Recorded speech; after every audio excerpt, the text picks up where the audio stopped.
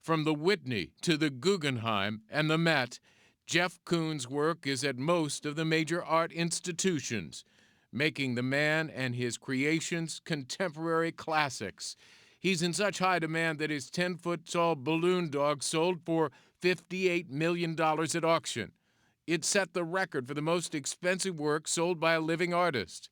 The genius is in his technique, but he told me he discovered his talent in a very simple way. Do you remember when you were first drawn to art? When you first thought, I want to be an artist? You know, I do. And it's kind of funny, John, because I was around 3. And I remember sitting at a desk and making a drawing, and I think it was probably like a swordfish jumping up out of the water. And I remember both my parents coming up behind me and saying, you know, Jeff, that's kind of really special. That's really nice. You can draw. And finally, I had something, art, that gave me a sense of self. I didn't know what it was. I didn't know what it could become, but art was something that gave me an identity.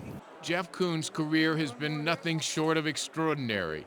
His meteoric rise in the art world began in the 1980s, surrounded by people like Andy Warhol, Keith Haring, and Jean-Michel Basquiat. Take me back to the 80s and the art scene in New York. What was it like? I think it was like this. I think it was like It's this. the same. I think it's like this room right now. I think this is very metaphysical work. I think that my work in the 80s was quite metaphysical. You know, I was part of my own generation. I was growing up. We're all trying to think about what our shared interests are, and then going out and making these kind of gestures of what we think, you know, art should be or what it can be. Where do you get your inspiration? The everyday world, you know, the world around me. And, you know, John, you know, I've thought about it a lot over the years. It's the only place that you can get your inspiration is to trust in yourself and to follow your interests. Koons' work is unique and innovative. He puts no boundaries on his creations, from a sculpture of Michael Jackson to painting colorful tulips on a canvas to converting a pipe organ into the Hulk. For the number of critics who praise Koons, an equal number have dismissed his work. He's been sued several times for copyright infringement, most recently in December of 2015. The court case is still ongoing, and the Koons camp has not responded when asked for a comment.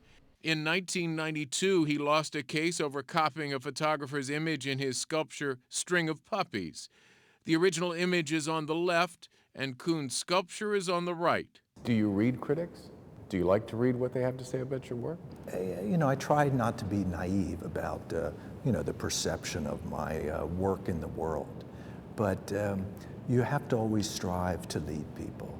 And I always try to inform people, at least the context that I see the work, and I try to have the work always performing in that arena. In 2013, pop star Lady Gaga introduced Koons to a younger generation of fans.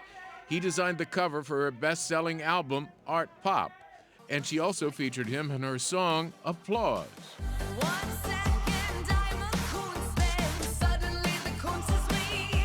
How did Lady Gaga get a Jeff Koons ball on her album?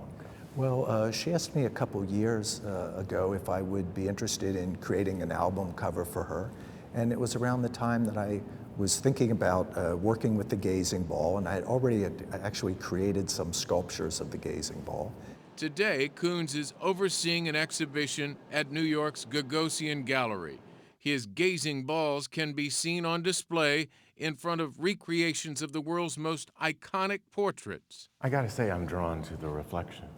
It's very interesting. I mean, I see the painting, but I hadn't seen it from the ball this up close with light behind it and that sort of thing. It's amazing.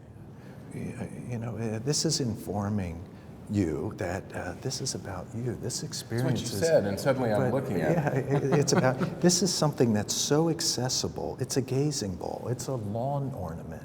But at the same time, it becomes so vast. It becomes the universe. The real question is how you chose the paintings that you wanted to use in this exhibit. You know, John, this isn't, you know, the canon of art history, of kind of Western art, but These are just artists that I enjoy their work a lot. And if you look at their work, there are different references that everybody's making with each other. As a young man, Koons revered Spanish surrealist Salvador Dali. But today, a whole new generation of young artists is looking up to Koons as an inspiration. You had great success. What do you tell young artists? First of all, if I can do it, they can do it. You know, I come from a really, average background. I had a public education.